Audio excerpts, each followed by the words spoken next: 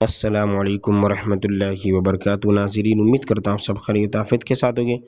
آئیے انشاءاللہ عز و جل آج کی اس ویڈیو میں اردو کتاب سیرت مصطفیٰ صلی اللہ علیہ وسلم کا پارٹ نمبر 21 پڑھیں گے۔ یہاں سے امی لقب سے ہمیں یہاں سے کنٹینیو کرنا ہے، ٹھیک ہے۔ بسم اللہ الرحمن الرحیم۔ حضور اقدس صلی اللہ تعالیٰ علیہ وآلہ وسلم کا لقب امی ہے۔ اس لفظ کے دو معنی ہیں، یا تو یہ ام القریٰ کی طرف سے نسبت ہے، ام القریٰ مکہ مکرمہ کا لقب ہے، لہٰذا ام کے معنی ہے مکہ مکرمہ کے رہنے والے، یا امی کے یہ معنی ہے کہ آپ نے دنیا میں کسی انسان سے لکھنا پڑھنا نہیں سیکھا۔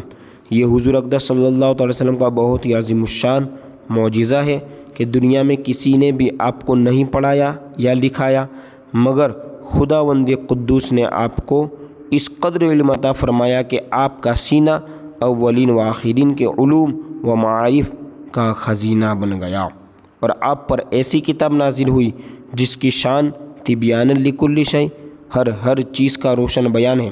حضرت مولانا جامی رحمۃ اللہ علیہ نے کیا خوب فرمایا کہ جس کا دیکھیں ترجمہ سنیں، یعنی میرے محبوب صلی اللہ تعالی وسلم نہ کبھی مکتب میں گئے، نہ لکھنا سیکھا، مگر اپنے چشم آبرو کے اشارے سے سینکڑوں مدرسوں کو سبق پڑھا دیا۔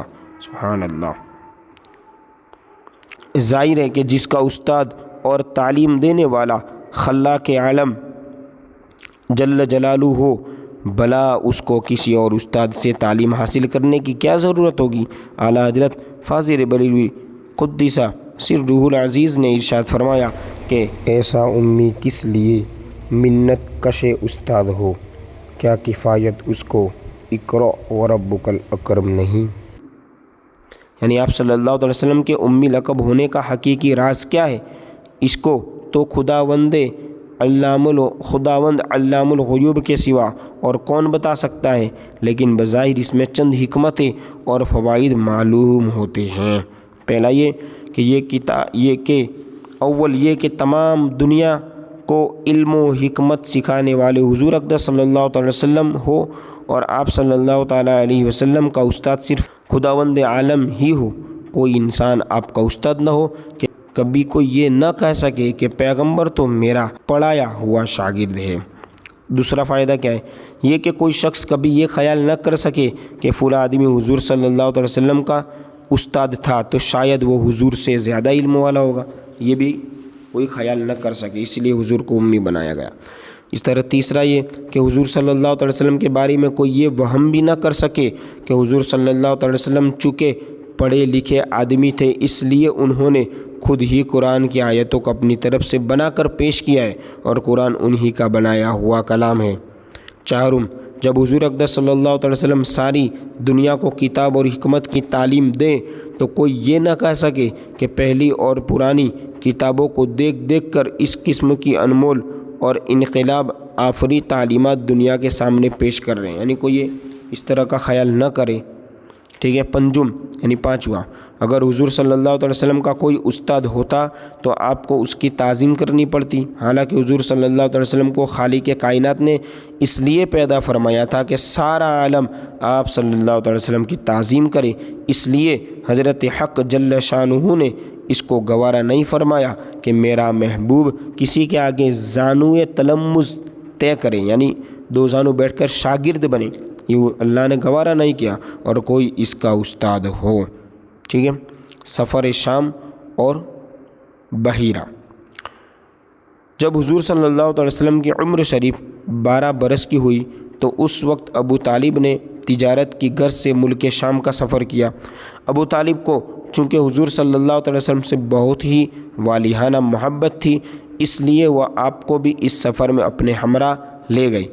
حضور اقدس صلی اللہ علیہ وسلم نے اعلان نبوت سے قبل 3 بار تجارتی سفر فرمایا، یعنی بزنس کے لیے سفر۔ 2 مرتبہ ملک شام گئے اور 1 بار یمن تشریف لے گئے۔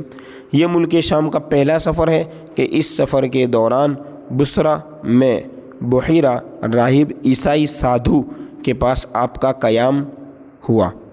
اس نے تورات و انجیل میں بیان کی ہوئی نبی آخر الزماں کی نشانیوں سے آپ صلی اللہ علیہ وسلم کو دیکھتے ہی پہچان لیا، اور بہت عقیدت اور احترام کے ساتھ اس نے آپ کے قافلہ والوں کی دعوت کی اور ابو طالب سے کہا یہ سارے جہان کے سردار اور رب العالمین کے رسول ہیں جن کو خدا عز و جل نے رحمت للعالمین بنا کر بھیجا ہے۔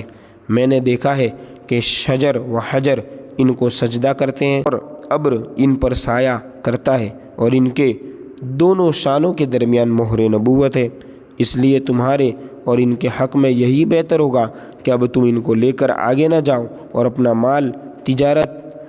مال تجارت یہیں فروخت کر یعنی یہیں بیچ دو، بہت جلد مکہ چلے جاؤ، کیونکہ ملک شام میں یہودی لوگ ان کے بہت بڑے دشمن ہیں، وہاں پہنچتے ہی وہ لوگ ان کو شہید کر ڈالیں گے۔ بحیرہ راہب کے کہنے پر ابو طالب کو خطرہ محسوس ہونے لگا، چنانچہ انہوں نے وہیں اپنی تجارت کا مال فروخت کر دیا یعنی بیچ دیا۔ بہت جلد حضور صلی اللہ علیہ وسلم کو اپنے ساتھ لے کر مکہ مکرمہ واپس آ گئے۔ بحیرہ راہب نے چلتے وقت انتہائی عقیدت کے ساتھ آپ کو سفر کا کچھ توشہ بھی دیا، یعنی سفر کے لیے سامان بھی دیا۔ ٹھیک ہے، اب دیکھیں تیسرا باب جو ہے ہمارا پارٹ نمبر 22 سے شروع ہوگا۔